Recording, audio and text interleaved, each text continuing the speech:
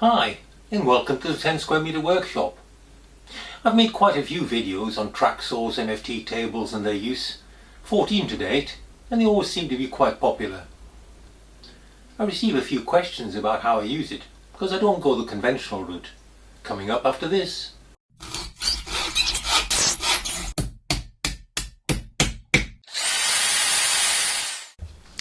Regular viewers will know that I have a fence that comes right to the cut line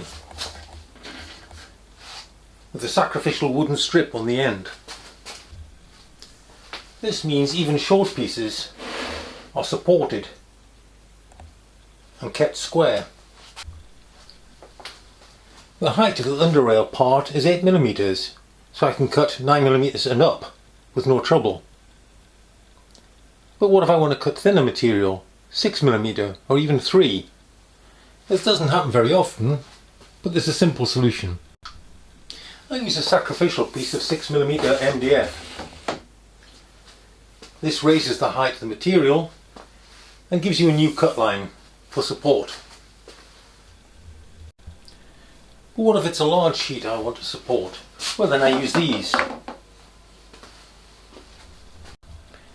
These dogs are made from TPU, a soft form of plastic that doesn't mar the surface of the material. They can be placed liberally across the table to give support to large sheets.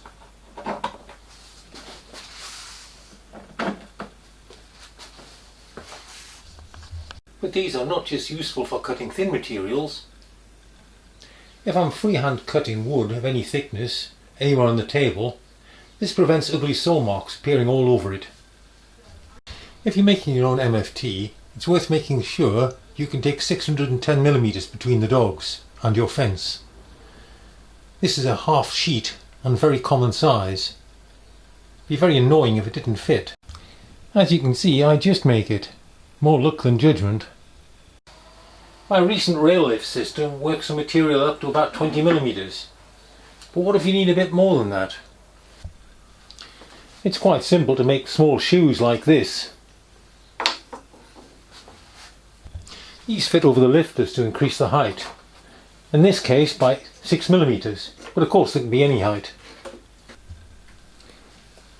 You've got to make sure your dogs are tall enough, but apart from that, there's no limit. Or any of your dog holes getting a bit slack from use. Tends not to happen with a Baltic ply one like this, but with MDF it's not that uncommon. Take some white glue, put it on your finger, and rub it around the inside of the hole. Leave it to dry, then run through it with a 20mm hand reamer such as this. Available from tool stockists or Amazon. It's a worthwhile investment for keeping those dog holes nice and clean. Did I really say that? A lot of commercial fences are quite tall and there's no need for it. 10 or 15mm high is more than enough to keep the material square. And you want the indication on the top face where you can see it. You don't want to be squinting down the side.